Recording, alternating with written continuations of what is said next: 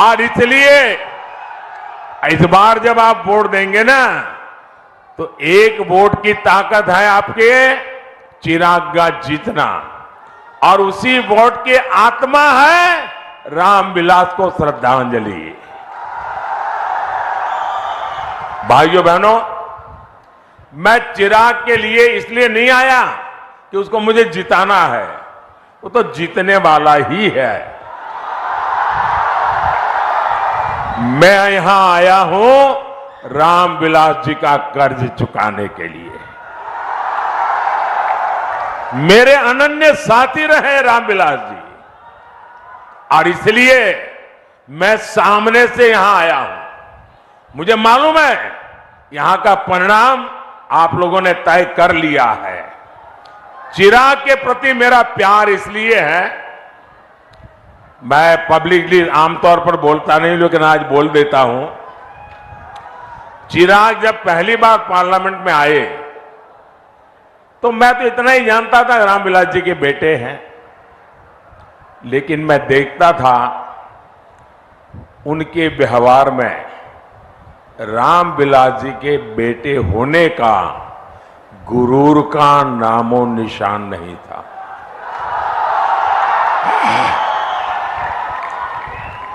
ये बहुत बड़ी बात है, और मैं इसके लिए उनकी माता जी को सारे क्रेडिट देता हूं। आपने इसको ऐसा संस्कार दिया, गुरूर का नामो निशान नहीं। दूसरी बात, मैंने एक बार हमारी कैबिनेट में कही थी, शायद चिराग को भी पता नहीं होगा, रामविलास जी कैबिनेट में थे। मैंने कहा कि मैं देखता हूं कि चिराग जब पार्लियामेंट चलती है वो पूरे दिन सदन में बैठता है। सॉरी, मैं जरा तूतारी कर देता हूं कि मैंने उसको बेटे की तरह देखा है, वरना वो हमारे माननीय सांसद है। पूरा समय पार्लियामेंट में वो बैठते थे 14 से 19।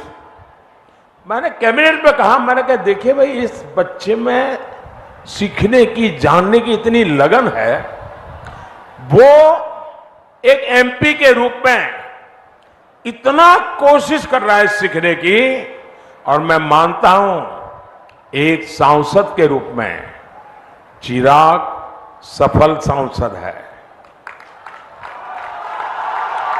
आपके इस बिहार के सच्चे प्रतिनिधि है, और इसलिए आप जब चिराग को वोट देंगे ना, तो वो वोट सीधा सीधा मोदी के खाते में जाएगा।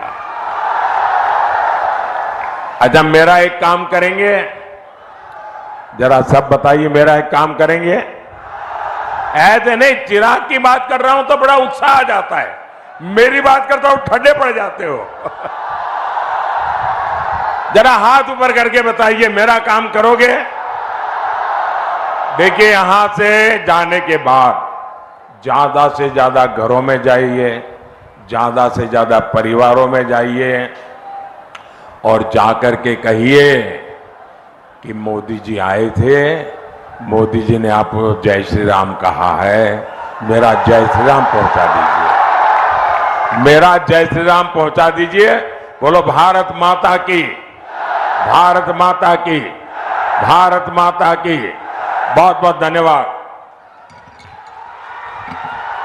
भारत माता की, भारत माता की। हाजीपुर की धरती, हाजीपुर की लोकसभा से घोषित होने पर जहां इस बात का उत्साह है, तो वहीं ये बात मुझे भावुक भी करती है कि हाजीपुर की ये धरती हमेशा मेरे नेता, मेरे पिता आदरणीय रामविलास पासवान जी के नाम से जानी जाती थी। मेरे पिता का नाम हाजीपुर की महान जनता की वजह से देश में, दुनिया में जाना जाता था। आज जब वो हमारे बीच नहीं है, यकीनन ये पल मुझे भावुक करता है, पर आज मेरा हिम्मत आप बढ़ाते हैं, और मेरे लिए मेरे प्रधानमंत्री जी का यहाँ आना, इससे पहले मेरे पिता, मेरे नेता आदरणीय रामविलास पासवान जी के लिए भी प्रधानमंत्री यहाँ पर आए थे, और आज जब वो यहाँ पर आए हैं, उन्होंने एक पिता की कमी को मेरे अभिभावक के रूप में पूरा करने का उन्होंने काम किया। एक बार जोरदार ताली आप लोग प्रधानमंत्री जी के स्वागत में यहां पर बजा। साथियों, मेरे लिए आज हाजीपुर की यह धरती किसी पवित्र संगम से कम नहीं है। आज यहां पर 3 ऐसी मजबूत शक्तियां मौजूद हैं जिन्होंने मेरे पिता के जाने के बाद मेरे कठिन समय में मुझे संभालने का काम किया, मेरा संरक्षण करने का काम किया। भले वो मेरी माता रीना पासवान जी हो, मेरे प्रधानमंत्री आदरणीय नरेंद्र मोदी जी हो, और आप सब हाजीपुर की महान जनता, आप लोगों की वजह से ही आज चिराग पासवान का अस्तित्व है। आप लोगों की वजह से ही आज चिराग पासवान आप लोगों के बीच मौजूद हो पाया। कई बड़ी बड़ी शक्तियों ने चिराग पासवान को समाप्त करने का प्रयास किया, पर मेरे प्रधानमंत्री जी का प्यार, उनका संरक्षण रहा कि मेरे पिता के जाने के बाद भी उन्होंने हमेशा मुझे वो स्नेह, वो प्यार देने का काम किया। साथियों, आज ये राजनीतिक मंच नहीं है, मेरे लिए आप सब परिवार के सदस्य की तरह हैं।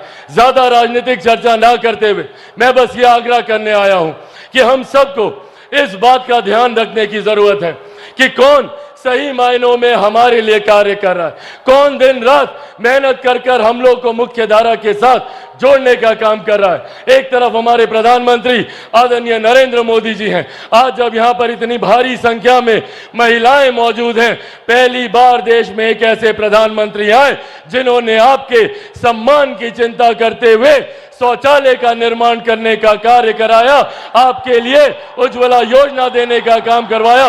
मैं चाहता हूं एक बार जोरदार ताली तमाम महिलाएं हमारे प्रधानमंत्री जी के लिए बजाएं। आज पहली बार देश में एक ऐसे प्रधानमंत्री जिन्होंने इस बात की चिंता की कि अगर घर पे कोई बीमारी आए तो वो व्यक्ति अपनी जमीन जायदाद गिरवी ना रखनी पड़े, महिलाओं के जेवर को बेचने की नौबत ना आए। प्रधानमंत्री जी ने आयुष्मान योजना के तहत 5-5 लाख रुपए का मुफ्त इलाज हर गरीब परिवार को देने का उन्होंने प्रावधान बनाया। आज देश की, दुनिया की सबसे बड़ी गरीब कल्याण की योजना जिस पर हम सबको गर्व होता है, और इसका श्रेय मैं मेरे नेता, मेरे पिता आदरणीय रामविलास पासवान जी को भी दूंगा। प्रधानमंत्री जी जानते हैं उस वक्त उनका खुद का स्वास्थ्य खराब था, पर प्रधानमंत्री जी की सोच को धरातल पर उतारने के लिए प्रधानमंत्री गरीब जन कल्याण अन्न योजना के तहत आज भी देश में 81 करोड़ लोगों को मुफ्त में राशन दिया जा रहा है। ये सोच हमारे प्रधानमंत्री आदरणीय नरेंद्र मोदी जी की है।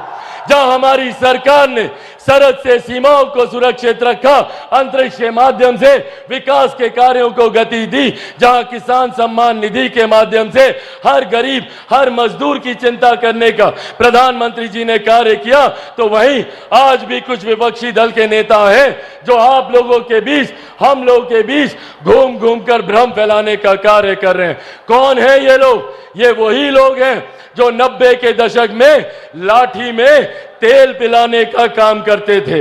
ये वही लोग हैं जो आप लोगों की नौकरी के बदले में जमीन लिखवाने का काम करते थे, और अब तो इन्होंने विधिवत तरीके से इस योजना को अंजाम देने का प्रावधान बनाना शुरू कर दिया है। इनहेरिटेंस टैक्स के माध्यम से अब विरासत पर टैक्स लगाने की सोच कांग्रेस और राजद के नेता करने जा रहे हैं। आप लोगों की जितनी जमीन है, चाची, आप लोगों का जितना गहना जेवर होगा ना, कांग्रेस और राजद का लोग आएगा उसका 55% अपने खजाने में ले लेगा।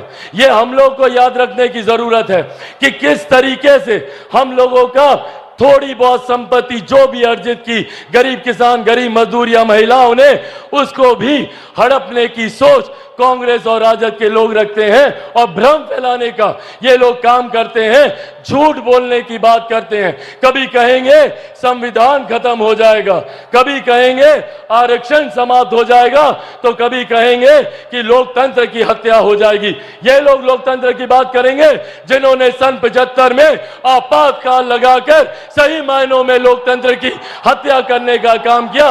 ये लोग लोकतंत्र की चिंता कर रहे हैं। साथियों, आज मैं मेरे नेता, मेरे पिता आदरणीय रामविलास पासवान जी की कर्म भूमि पर खड़ा होकर उन्हीं के संघर्षों की कसम खाकर आप सबसे वादा करके जाता हूं कि जब तक चिराग पासवान जिंदा है, ना संविधान को कोई खतरा है, ना आरक्षण को कोई खतरा है।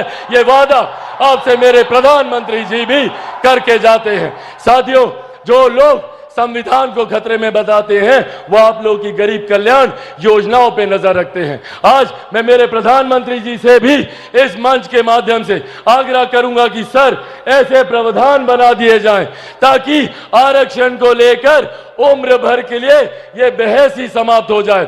संविधान की धाराओं का, कानून की धाराओं का इस्तेमाल कर कर जो लोग बार बार आरक्षण, संविधान को लेकर भ्रम फैलाते हैं उसकी चर्चा ही पूरी तरीके से समाप्त कर दी जाए। ऐसे प्रावधान प्रधानमंत्री जी आने वाले दिनों में आरक्षण और संविधान को लेकर करें, यह मैं अपेक्षा रखता हूं। और अंत में साथियों बस इतना कहूंगा कि अगर ये लोग आए तो खतरा हम लोग की गरीब कल्याण योजनाओं को है।